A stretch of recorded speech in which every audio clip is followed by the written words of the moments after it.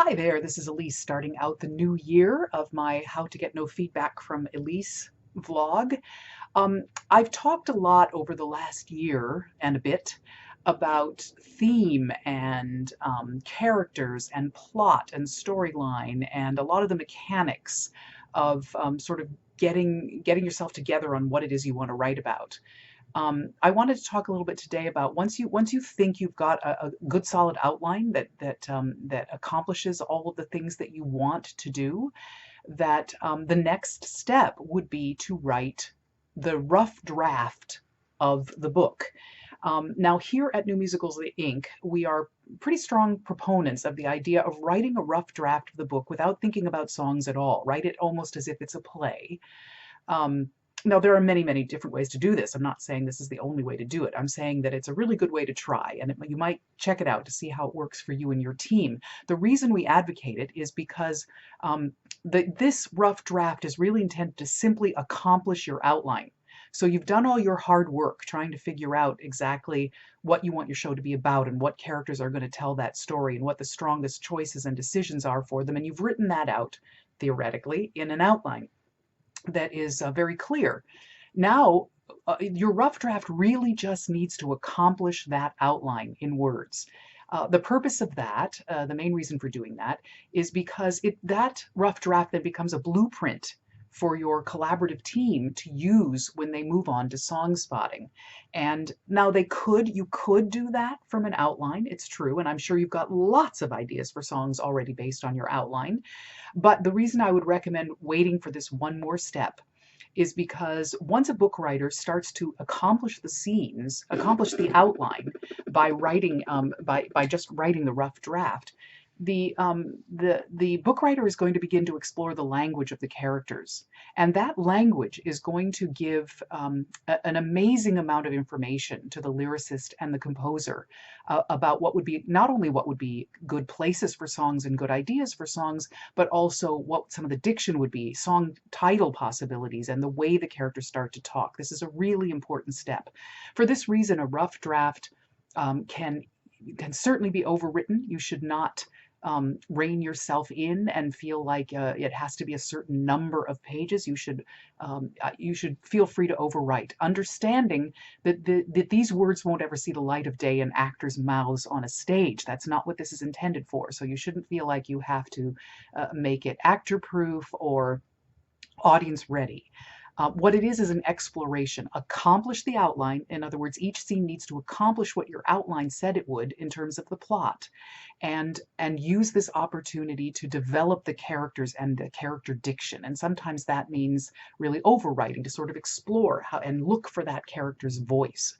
I'll do another vlog later talking specifically about character diction, and I'm going to start a series next up, I believe, about the work of a scene itself. But the important thing is to just accomplish the outline and not think about songs at this point. And I'll try to give you a few other reasons why you should do that. Partly because you want to be exploring the language and let the lyricists and the composers use the diction that you start to create for your characters, and partly because as you write the scenes, it will become very clear where the most dramatic moments are, which will become an incredibly useful tool when the team sits down to song spot, to say, okay, so where in this scene, as accomplished, as we've accomplished this scene from the outline into the rough draft, what are the high points? Who has the highest stakes? Who has the most to gain or lose? And therefore, where could these songs go? So don't think of this as a play. Don't think of this as the first draft of your musical. Think of this as a draft with dialogue that your team is going to use as a blueprint. Once it's done, your entire collaborative team should get together to read it together and start to discuss song possibilities. That's what this is for. It's a tool for song spotting. You can skip it if you like, but I would strongly recommend that this is an incredibly valuable tool. And this is the most important thing to me, don't just reach a point in the scene where you say in a stage direction and then they sing a big group number and move right on, assuming that you already have the idea in your head of what that's going to be, and you move right past it. Use this as an opportunity to write out the story of what that song might be.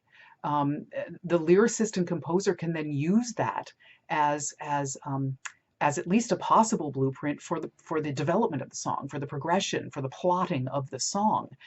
This is important, book writers. This is where you can start to have a lot of sway. Some book writers feel like sometimes it's hard to get someone to be a book writer for a musical because they feel like it's a lesser task. They get shunted off to the side. Nobody pays attention to them. The lyricist and the composer steals all their best material. This may be true, but you can be an incredible source of inspiration, and you can be very controlling about where you think songs should be and what you think they should be about. So if you just write down and then they sing a ballad about how much they love each other, or and then there's a big group number with dance possibilities, you are abdicating that responsibility to your lyricist and composer. And I think as a book writer, you really should feel the right and the privilege to do a lot more than that. To try to steer things. You might not get what you want at the end of the day. In a collaborative song spotting session, a different song might come up that's just as good, and your team might go in a different direction. But this is your opportunity to have some influence. So write out the story that you'd like to be in a song. And, knowing that, yes, it might get converted to a song later, but you have provided the idea, you provided the shape, and you provided some of the diction and the actual, lyric ideas in your writing.